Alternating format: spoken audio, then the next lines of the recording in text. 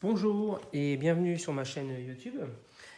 Aujourd'hui, ce sera donc un unboxing de la nouvelle dashcam Thinkware U1000 qui vient donc de sortir tout juste le 4 octobre donc pour l'Europe et donc qui est le nouveau modèle flagship de chez Thinkware, marque coréenne. Donc ce produit n'a pas encore été installé. Donc là j'ai la version de Chanel, donc avant et caméra arrière. Avec donc au niveau des fonctions, donc c'est une caméra donc 4K pour l'avant à 30 fps et qui peut aller jusqu'à 60 fps en 1080, 2K pour l'arrière, capteur Sony, possibilité de pouvoir voir l'état de la surveillance par le cloud de chez Thinkware, une vision nuit améliorée, connexion hotspot Wi-Fi dans le véhicule, on en parlera tout à l'heure, GPS intégré bien sûr, et ensuite tous les systèmes de sécurité qui sont avertissement dépassement de ligne, avertissement radar, caméra sécurité et surveillance du stationnement. Donc ça, je pense que ça va aussi dans la partie sécurité. Et bien sûr, Android Apple. Donc voilà, nouveau produit que je vous propose de découvrir aujourd'hui, que je n'ai pas encore ouvert. Alors, donc voici déjà la caméra qui vraiment est assez bien réussie, je pense, au niveau du design. Je crois que c'est ce qu'on appelle le wedge design, donc une partie assez évasée à l'arrière et un peu plus large pour avoir la caméra à l'avant. Donc à l'avant, donc la caméra qui peut s'orienter de haut en bas. Côté gauche, nous avons le port USB pour la caméra arrière, l'alimentation, l'option radar qui peut servir pour un module additionnel dont je parlerai un peu plus tard et je pense fera une vidéo pour le tester. Là, une prise extérieure, je ne sais pas ce que c'est. Est-ce que c'est peut-être pour un micro? Et côté droite, nous avons donc le micro, le reset et la carte micro SD pouvant aller jusqu'à 128 Go. On voit qu'il y a eu un effort de fait sur l'ajout sur la dissipation de chaleur. Ce sont des caméras qui chauffent assez, donc assez important de voir que Thinkware a bien prêté attention à la dissipation de la chaleur. Ici, la fixation. Et en dessous, les boutons de contrôle. Donc là, je vois enregistrer, on-off, Wi-Fi et enregistrer le micro. Voilà, et le haut-parleur, je pense. Donc, caméra qui tombe vraiment très bien en main, qui est très agréable et qui, je pense, va s'intégrer dans mon véhicule lorsque je vous ferai une vidéo pour vous décrire l'installation. Ensuite, dans la boîte, nous avons le manuel qui vient en anglais et en français d'ailleurs, ce qui est assez important de noter. Et ensuite, le téléchargement du logiciel Thinkware Cloud qui permet encore donc de se connecter à la caméra à distance afin de voir l'état des alertes stationnement, véhicule et pouvoir voir une vue live directe de la caméra. Un filtre CPL donc, qui est inclus, qui est très bien de la part de Thinkware avec une petite lingette microfibre. Donc on en a un seul, je pense, oui. Donc c'est un filtre pour aller sur la caméra avant ou arrière. Nous avons le câble hardwire, donc c'est ce qui vous sert donc à vous connecter directement sur la batterie du véhicule. Donc c'est très bien de l'avoir inclus, normalement c'est quelque chose qu'on trouve souvent en plus chez de nombreuses autres caméras comme chez Garmin ou chez Blackview qui sont aussi deux fabricants de dashcam. Donc celui-ci est juste en fait une alimentation, il n'y a pas de transfo, il y a deux fusibles. Donc en fait c'est la caméra qui va venir en fait faire l'office de transformateur et de contrôler la tension venant de la batterie. Ce qui permet dans la caméra par l'application de fixer un palier à partir duquel la caméra ne pourra plus prendre de l'énergie sur la batterie à partir de 12 volts, 12 volts 4 ou 11 volts et quelques. Ce qui évite d'avoir votre batterie déchargée lorsque vous faites du parking mode. Une fixation 3M pour pare-brise, donc qui permet de se fixer ici et ensuite de pouvoir se déconnecter ou reconnecter à volonté. Donc ça a l'air assez robuste. La caméra arrière. Donc voilà, la caméra, celle-ci est une caméra 2K, donc c'est-à-dire que c'est la première caméra du marché en dashcam qui permet de filmer donc en 2K, c'est-à-dire en quad-K, et qui a donc aussi permet de pouvoir s'adapter en fonction bien sûr de l'angle de vue souhaité. Petit détail, pareil, dissipation, donc vraiment bien fait. Made in Korea. Les ouvertures pour les micros, fixation 3M et ici la fixation donc USB qui va donc permettre de connecter la caméra. Donc c'est de l'USB, micro USB.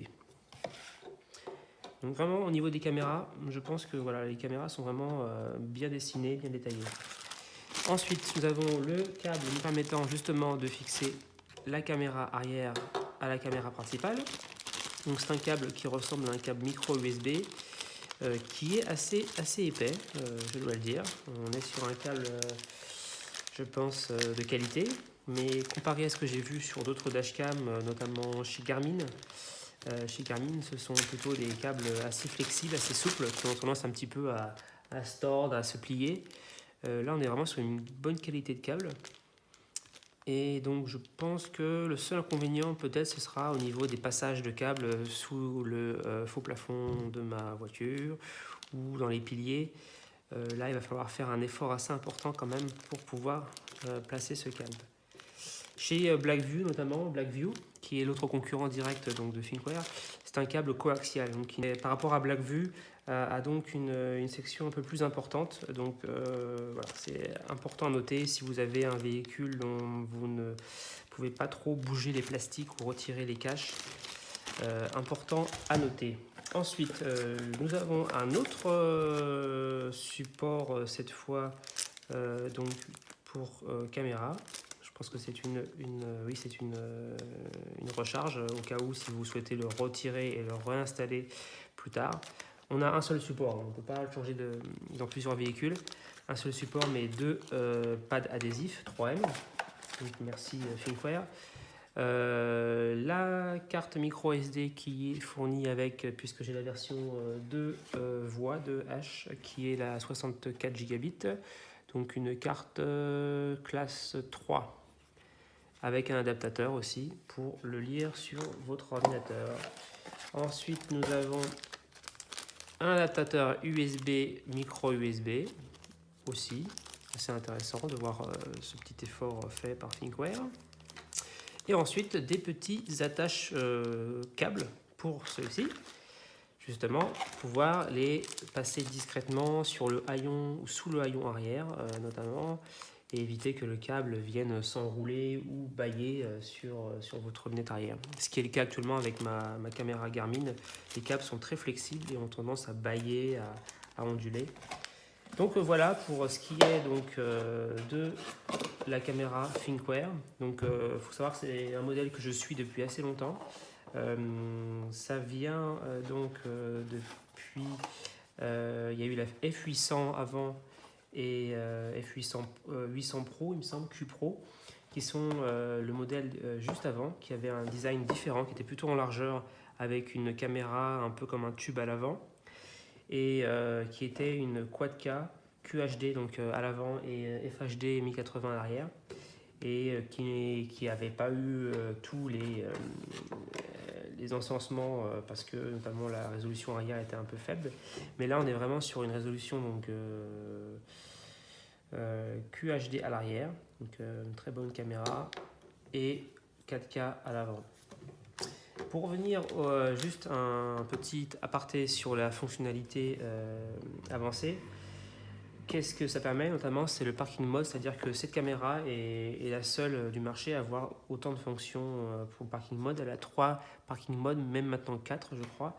Un permet bien sûr de détecter lorsque votre véhicule est arrêté tout mouvement qui se passe devant la caméra, c'est-à-dire que quelqu'un s'approche du véhicule, la caméra va enregistrer à partir donc, de la détection de mouvement et 20 ou 30 secondes en arrière afin de pouvoir, en cas de besoin, si quelqu'un viendrait vandaliser votre voiture ou s'approcher trop près, vous pourriez voir comment c'est passé, qui a été filmé. Voilà. L'autre mode, c'est un mode qui permet justement de pouvoir filmer en mode, c'est-à-dire lorsqu'un impact agit sur votre véhicule, la caméra se met en route. Malheureusement, elle ne voit pas ce qui s'est passé avant, mais qu'elle enregistre en une demi-seconde à peu près tout ce qui va se passer juste après l'impact. Et un autre mode aussi, un mode de time-lapse qui permet de filmer, je ne sais plus le nombre d'images par seconde, 3 ou 4 images secondes, sur une durée donc, assez longue, avec votre véhicule pour rester parqué. Ce mode-là est très économe, permet de pouvoir rester en veille, je pense, une bonne semaine. Et un mode aussi récent, qui est le mode Super Save, donc Super Save 2, qui n'est pas écrit ici, mais qui est unique à Thinkware, qui permet à la caméra de rester en veille, pareil, très très longtemps. Je crois de l'ordre de 24 jours avec une batterie externe. Donc 24 jours, votre caméra est alimentée. Si quelqu'un essaye d'ouvrir le véhicule ou s'approche en touchant, c'est-à-dire vraiment en tapant une surface, il y a un capteur ici donc, de mouvement gyroscope donc, qui est assez précis. Hein, je testerai dans mes futures vidéos. Je pense que voilà, le fait de pouvoir juste taper ou essayer d'ouvrir la voiture déclenche, je pense, l'enregistrement. Ce qui est aussi notamment le fait que la base soit assez solide. Je pense qu'elle est très solidaire justement de la voiture. J'ai eu des caméras Garmin, donc c'est un support qui est plutôt léger et aimanté et il y a un petit peu de flottement. Donc je pense que cette caméra-là va bien remplir son rôle. Et un mode aussi qui est à rajouter sur le mode parking, donc il y a 3 modes, on va dire même 4, qui est le mode avec le radar. Le radar vient se connecter ici. C'est un module supplémentaire qui n'est pas disponible, mais je crois d'ici peu, je vais essayer de le commander, qui s'installe un petit cube en fait, un genre de cylindre, pardon, qui se met à proximité sur le pare-brise avant et qui permet de détecter tout mouvement en fait en anticipation. C'est-à-dire que si quelqu'un ou une voiture recule par exemple sur votre véhicule, la caméra va le détecter et va lancer l'enregistrement avec le buffer de 30 secondes et voir ce qui se passe. S'il y a un impact, ça va pas déclencher l'enregistrement. Pardon, s'il y a un impact, ça va déclencher l'enregistrement.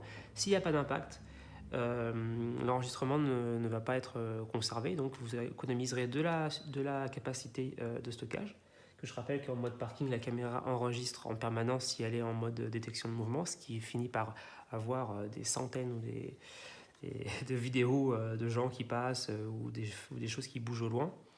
Là, ça permet d'être plus précis et donc je vais vraiment le tester parce que c'est vraiment un mode qui m'intéresse et je serais curieux de savoir si le radar détecte les personnes. Voilà. Donc voilà, pour finir, donc un petit aperçu donc, de la caméra. Donc vraiment un bel objet, bien fini, plastique de qualité et vraiment un souci du détail, ce qui vraiment inspire vraiment de la qualité. Voilà. Donc je vais vous faire une autre vidéo pour vous montrer une fois installé dans le véhicule ce que donnera donc la Thinkware qui va remplacer ma Garmin. Et une prochaine vidéo, elle sera dédiée plutôt au test comparatif vidéo, donc c'est-à-dire voir les différents modes, mode jour, mode nuit, 4K, QHD, 2K, et pouvoir un peu voir comment se défend la bête au niveau de la précision et de pouvoir lire les plaques. Je rappelle que le but de cette caméra-là, quand même, c'est de pouvoir voir ce qui se passe autour de vous, d'enregistrer en cas d'accident, mais surtout de pouvoir lire les détails, lire les plaques d'immatriculation. Et donc la résolution 4K aide, je pense, beaucoup à lire, à avoir plus de précision dans la lecture des plaques. Voilà. Merci beaucoup et donc suivez-moi dans l'autre vidéo.